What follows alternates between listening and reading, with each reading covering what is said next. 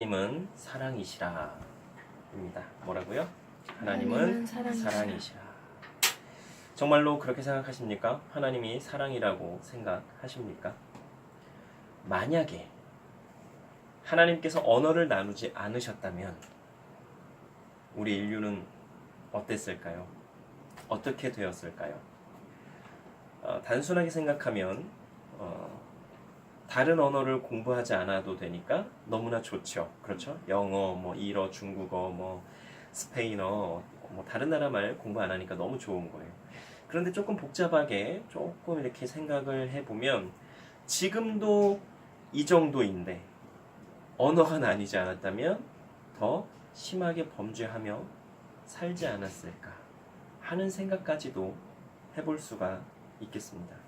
하나님께서 언어를 나누신 이유가 무엇일까요?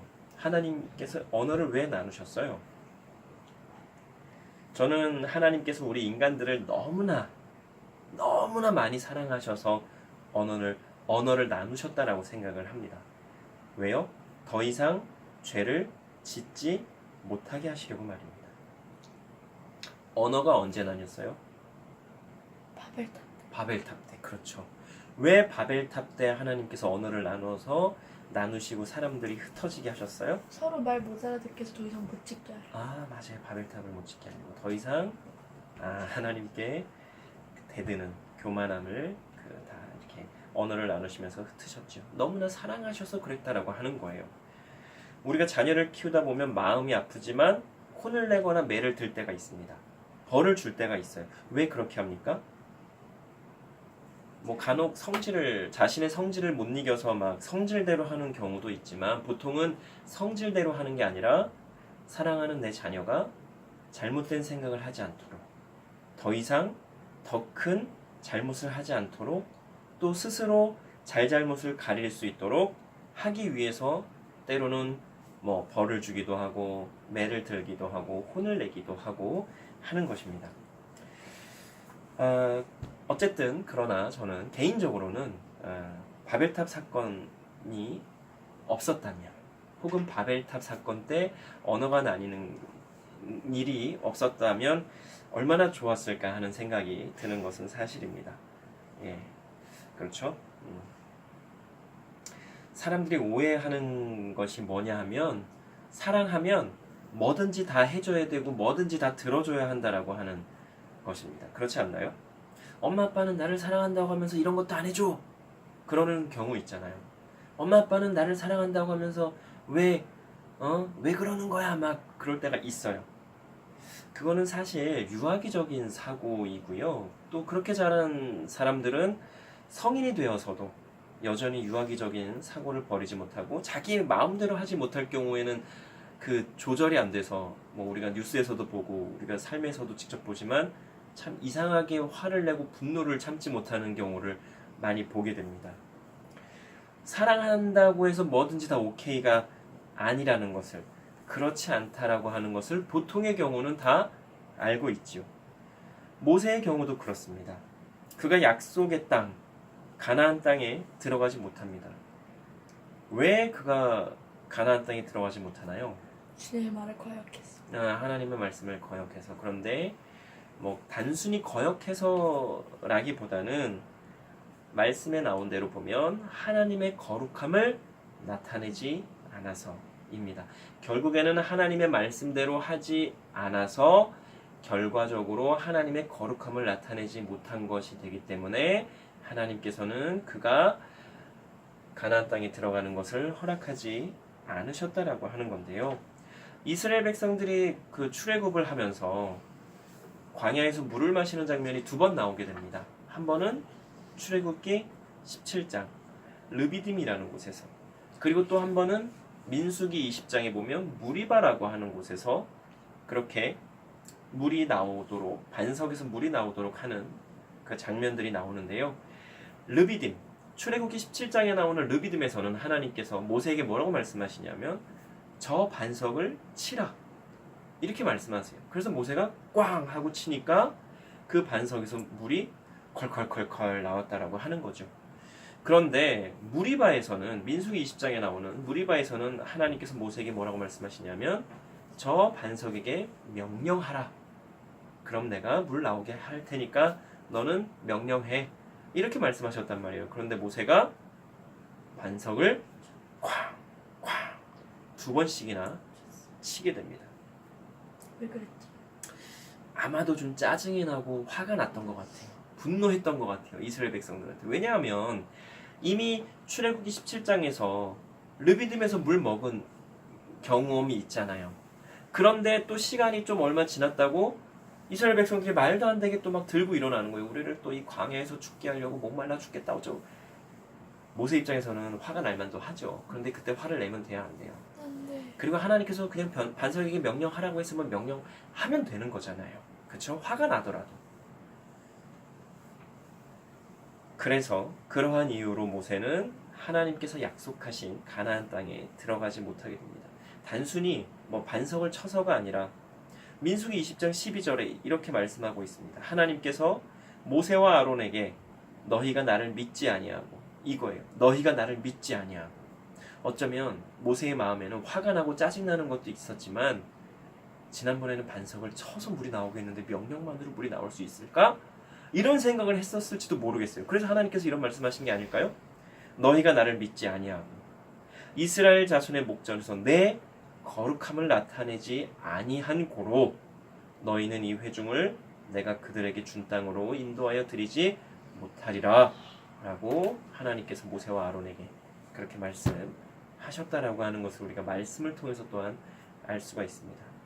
이 장면만 놓고 보면 속으로 이렇게 생각할 수도 있어요. 하나님 참 너무하신다. 저도 그랬던 적이 있었거든요. 오히려 저는 시내산에 올라갔을 때 왜 그 40일 동안 하나님께서 십계명 돌판을 직접 하나님께서 친히 깎으셔서 거기다 친히 하나님께서 다 글씨를 써주셨잖아요. 근데 모세가 내려와서 보니까 금송아지 막 하고 막 어쩌고저쩌고 하니까 그걸 반석을 던져서 깨뜨려가지고 그걸 다 그랬단 말이에요. 저 같으면 그때 되게 화가 났을 것 같아요. 제가 만약에 하나님이었다면 야 이 녀석아 넌 내가 그렇게 다 친히 내가 다 이렇게 깎아서 줬는데 그걸 그렇게 깨뜨려? 결국에는 뭐 모세가 다시 그 똑같은 돌판을 깎아서 가지고 올라가는 일이 있긴 했지만 그런데 그러한 상황도 하나님께서 용서하셨단 말이에요. 이해하시고. 그런데 신기하게도 하나님께서 이번만큼은 그 무리바 물 사건에서만큼은 하나님께서 그를 용서하지 않으시고 가나안 땅으로 들어가지 못하도록 하신 것이 저는 사실은 조금 이해가 안 됐던 적이 있습니다. 그리고 사실은 뭐 지금도 그냥 하나님 좀 그냥 용서해 주시고 들어가게 해 주시죠 라고 생각을 하기도 해요. 그런데 중요한 게 있어요. 하나님께서 모세와 아론을 그 가나안 땅에 들어가지 못하게 하셨다라고 해서 하나님께서 그 순간부터 뭐 모세와 아론을 딱 내치시거나 너네들은 이제 그만해. 이제 너 이후로 다른 사람이 이제 이스라엘 백성들을 가나안 땅으로 인도할 거야. 이러지 않으셨다라고 하는 거예요. 이게 중요한 거예요. 그들의 잘못은 잘못이고 또 하나님께서 그들에게 맡기신 사역을 끝까지 잘 감당할 수 있도록 하나님께서는 그들과 함께 해주셨고 그들을 인도해 주셨다라고 하는 거예요. 이게 중요한 거예요. 인간들하고 하나님과 다른 게 바로 이런 거죠. 사랑의 하나님이 아니셨다면 아마 우리 인간들은 이미 진작에 다 끝났을 겁니다.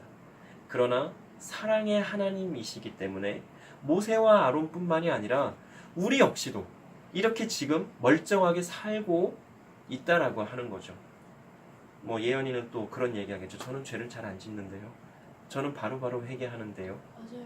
그죠?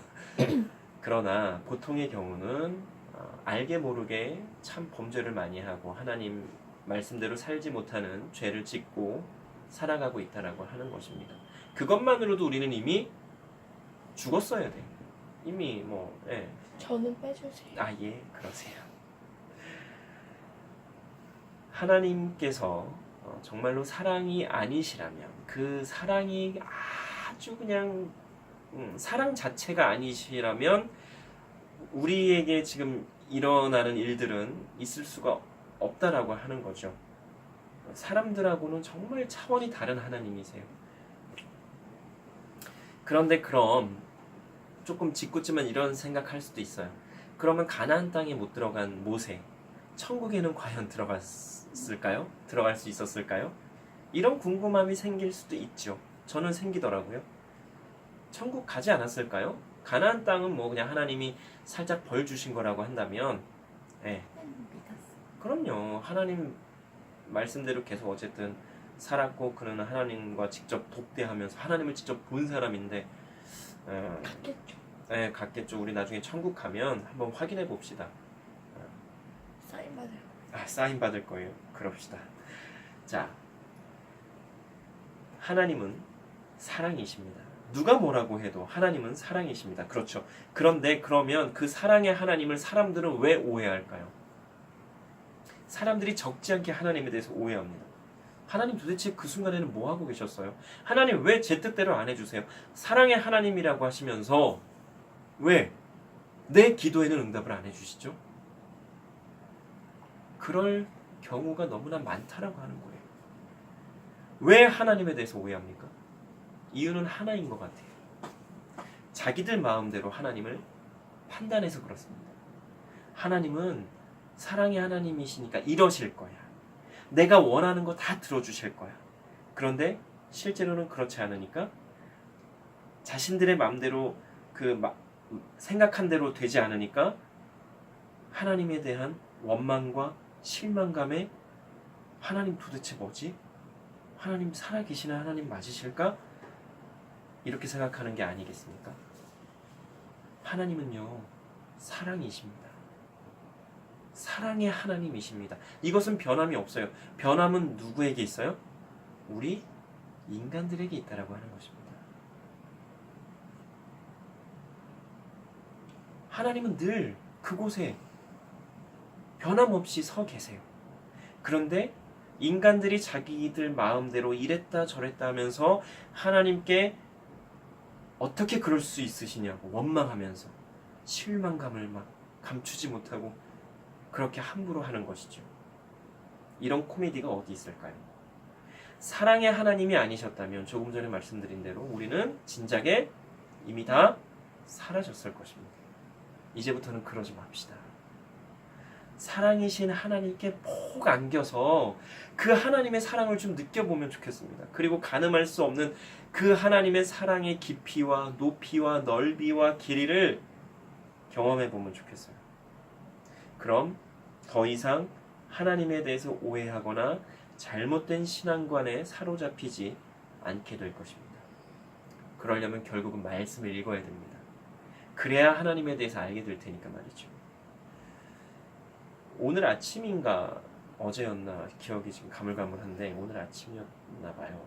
모르겠어요. 아무튼 페이스북에서 어떤 누가 이렇게 인터뷰하는 걸 봤는데 하나님의 말씀인 성경이 어려우니까 주석 피고 사전 피고 영어 성경도 몇 개 이렇게 비교하면서 보는 게 더 좋다라고 말씀하시는데 저는 조금 다릅니다. 생각이. 주석 놓고 사전 놓고 보게 되면 이 성경을 읽으면서 상상할 수 있는 게 완전 좁아지는 거예요. 무슨 얘기인지 알죠? 주석은 물론 아주 저명한 분들이 이럴 것이다라고 하는 의견을 모아서 성경에 대한 해석을 해놓은 게 주석인데 문제는 원작자이신 하나님께서 그렇게 정말로 그런 의도를 쓰셨는지 우리는 정확히 모르잖아요. 그러면 누구에게 물어봐야 되는 거예요? 하나님. 그래서 성경을 읽다가 어려운 부분, 이해가 잘 안 되는 부분, 정말 잘 모르겠는 부분을 어떻게 해야 돼요? 하나님께 묵상하면서 하나님께 이렇게 물어보면 돼요. 하나님, 저는 이 부분이 참 어렵네요. 하나님, 저는 이 부분이 잘 이해가 안 되는데요. 하나님, 저는 이 부분을 정말로 모르겠는데요. 하고 하나님께 직접 물어봐야 한다라고 하는 거예요. 그럼 하나님께서 어떻게 알려주세요? 제 경험상으로는 그래요. 어느 순간에 번쩍 정말 번뜩이는 그 아이디어 주실 때가 있잖아요. 그렇게 번쩍이게 알려주실 때가 있고요. 또 어떤 때는 이렇게 사람들하고 대화하다가 그 말씀이 이런 뜻이었구나 그렇게 알려주실 때도 있고요.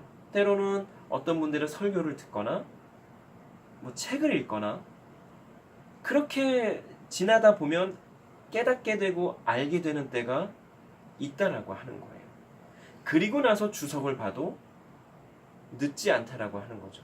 그래서 성경을 볼 때 가장 좋은 건 이해가 잘 안 되고 어렵고 잘 모르겠는 부분은 그냥 넘어가는 거예요. 넘어가는데 그냥 넘어가는 게 아니라 어떻게 해요? 원작자이신 하나님께 물어보면서 넘어가는 거예요. 하나님, 이 부분은 참 정말 어렵네요. 잘 이해가 안 돼요. 알려주세요. 하고 넘어가면 되는 거예요. 그렇게 해서 말씀을 읽으면서 하나님을 알아가는 게 중요한 거지.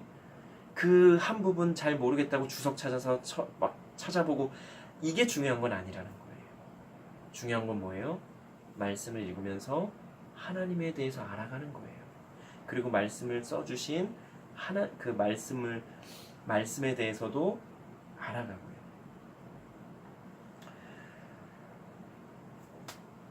사랑의 하나님은 성경 말씀을 통해서 또 우리의 삶을 통해서 알 수가 있습니다. 그래서 우리가 사랑의 하나님을 더욱더 가까이 느끼고 더욱더 깊이 만나려면 무엇을 해야 한다? 말씀을 읽어야 한다. 그리고 이 삶에서 또 말씀을 통해서 나를 얼마나 사랑하시는지를 그 하나님에 대해서 우리가 알아가야 되겠습니다. 하나님은 사랑이십니다. 기도 드리시겠습니다. 사랑의 하나님, 참으로 감사합니다. 우리를 사랑하시되 죽기까지 사랑하시고 우리를 사랑하시되 다시 살아나신, 우리를 사랑하셔서 다시 살아나신 하나님 참으로 감사하고 하나님을 찬양합니다. 하나님, 우리가 그 하나님의 사랑에 몸둘 바를 모르는 삶을 살게 하여 주시고 그 하나님의 사랑을 깊이 경험하며 간직하며 그 사랑을 나누며 전하는 우리가 되게 하여 주시옵소서. 우리의 모든 것을 하나님께 온전히 부탁드립니다. 하나님 도와주시고 인도하여 주시옵소서. 감사드리며 예수님 이름으로 기도드립니다.